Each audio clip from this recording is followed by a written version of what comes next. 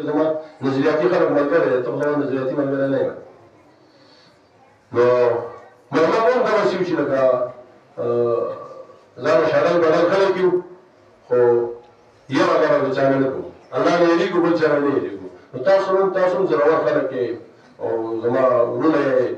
او زړور خلک یې په دین مین خلک یې تاسو هم څنګه دا خبره کومه چې زما خبرې به لږې داسې په تاسو کېدای شي چې کومه نه به غمېږي ځکه تاسو هغسې نه یې تاسو زموږ زیات مذهب باندې مین دی خو که غمېږي نو صبر وکړئ که نه مېرمنه او مېلمه سره خلک صبر وکړي د ما سره به لږ صبر وکړئ چې د جومات نه ووتله نو بیا خو دغه اوس سرکاري دی دا نه به کاکا راسره راغلی دی دا کوټ نه بیا به ده سره ځان لري انشاءالله نو تاسو عزتمن په دې مین خلک چې هغه په دې دا شامل ده سب ډویژنه ده یوان پورې دی او قرآن دی تحصیلونه به اوس ډېر دي تیمې ودې چې څه شی دی خو پکې اوس ډېر شو دا دوه سب ډویژن دي یو قرآن او یو الپورۍ نو د پورۍ سب ډویژن خلک عموما په مذهب مین خلک دي خو زما سب ډویژن باندې په دې خفه کېږي نو که خفه کېږي نو ته ولې پرانځي هلته کې نو دغه پخواني اثر شته کم لږ لږ پاتې دی د خانانو مانانو ده او تاسو باندې به لږ لږ چتې خو ډېر نشته خو د پورۍ خلک چې د دې سب ډویژن خلک او خاص کر تاسو دا کابلګران او بیر او دا طرفونه چې ګوندي کړو دا بهار او دا ټول امن مذهب والا خلق یې مذهب پرست خلق یې او په مذهب باندې مین خلق یې تاسو باندې دین خبرې خیرېږي مثلا دا آیات معنا درته کوم د رسول الله صلی الله علیه وسلم د نبوت دوه اهم دورونه یو د مکي دور وي یو د مدني تبلیغیانو چې زمان همیشه قیامت وکړي خپل جومات باندې څه شی لیکي مکي مسجد ځکه ځان څه چلو دي ځکه مدني مسجد چې دی هغه مدني زندگی په کار ده مدني مسجد چې کنه نو مدني دور چې ریاستي دور هغه اسلامي حکومت دور نو هغه ځان په دې پوه دي چې دې وخت کې اسلامي حکومت قوانین راوړل او غاره ځکه هغه مکي اکثر جوړاته مکي مسجد دي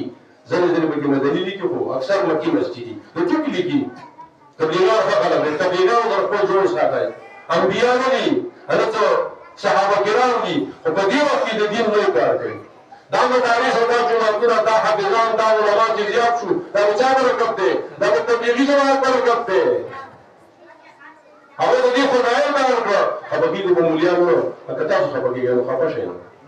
تاسو په مولیان ومبیم په ځان ومبیم مولا سره پخوا مولیان چې وکړه پخواني مولیان دلته اوس نشته خیر خو کوي سر دې کته کي